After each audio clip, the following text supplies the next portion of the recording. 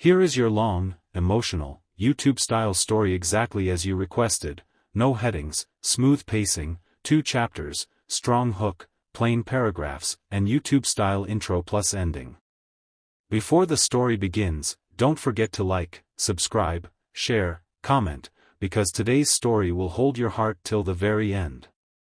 A powerful CEO stepped onto her private helicopter that morning, unaware that the next few hours would shatter every belief she had about life, love, and who truly saves whom. She thought she ruled the world, until the world stripped everything from her in seconds. And on a lonely island, with a man she once looked down upon, she whispered a question that would change both their lives forever. If we can't go back, must I marry you? The story begins. Chapter 1. When the helicopter spun out of control, Olivia Hart, 30-year-old CEO of Hart Tech, felt something she hadn't felt in years: fear. The storm came out of nowhere, ripping through the sky like it had a personal vendetta against her schedules, her power, her carefully built empire. She clutched her briefcase like it could save her life, but the pilot screamed that they were losing altitude. The last thing she heard before everything went white was her own breath trembling. When she woke, her head throbbed, the sand beneath her was burning hot, and the sky was painfully blue. She realized she was lying beside a man she had met only once, Daniel Brooks, a 33-year-old single father who worked as an aircraft mechanic. He had boarded the helicopter last minute because she needed someone to inspect a sensor issue. She barely remembered him except for the way he kept looking at a photo of his 6-year-old daughter, Emily, tucked inside his wallet. Now, here he was, bruised, bleeding, but very much alive.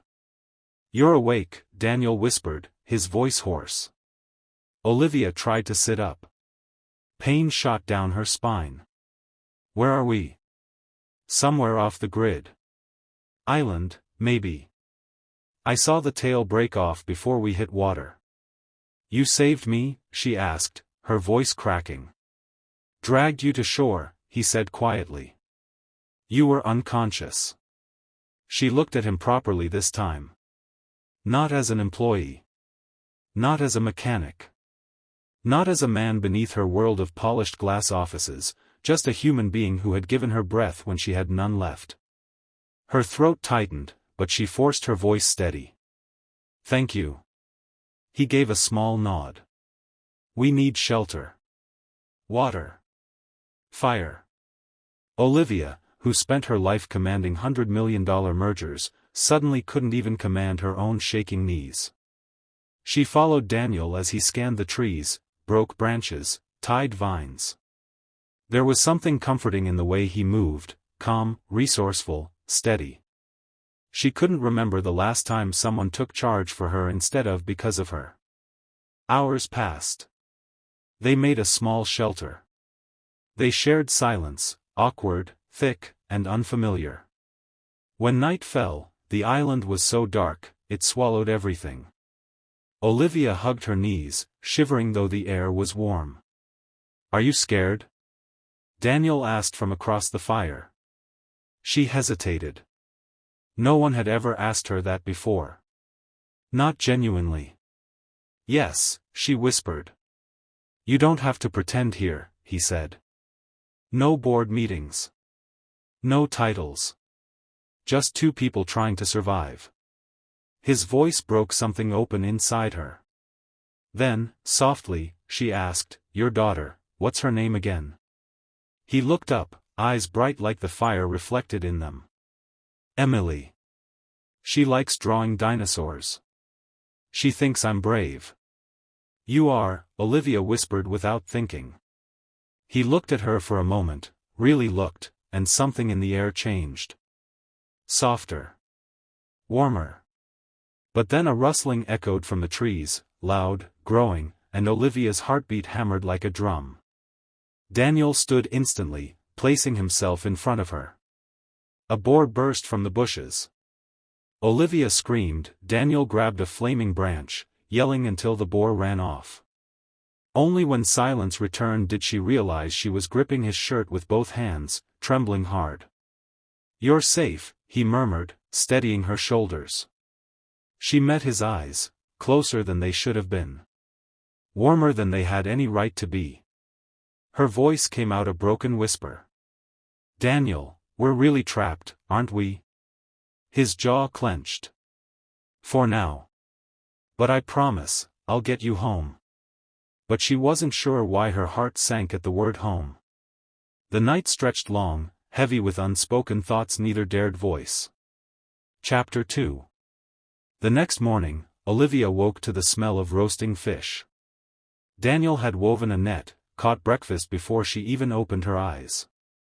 She stared at him, shirt torn, hair messy, dirt across his face, and what shocked her wasn't his ruggedness. It was how safe she felt near him. Days passed. They found berries. They built better shelter. They explored the shoreline for debris. And somewhere between gathering firewood and arguing about which direction the sun really set in, something shifted between them. Slowly. Quietly. Like waves smoothing a rough stone. One evening, rain poured down in sheets. Their shelter shook. Olivia panicked, clutching her arms, breathing fast. Daniel knelt beside her.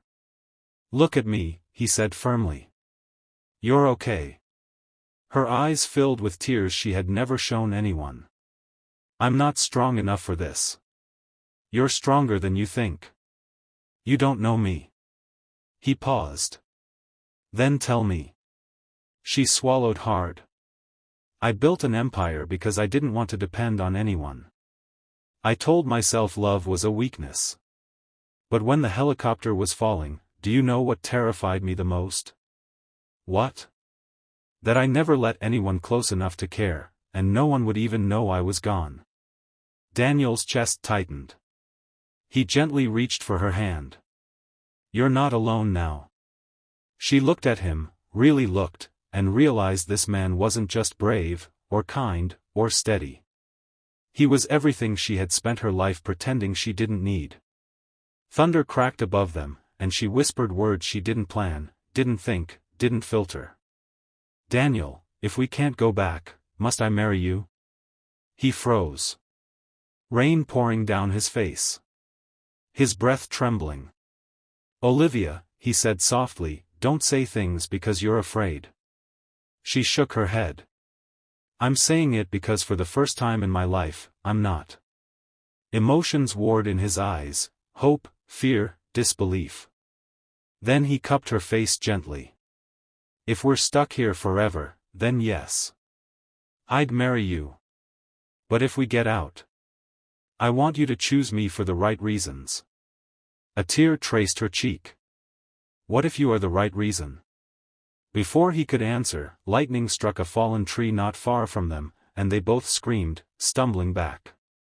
But in that flash of chaos, Daniel saw something, metal. A piece of the helicopter wreckage washed to shore.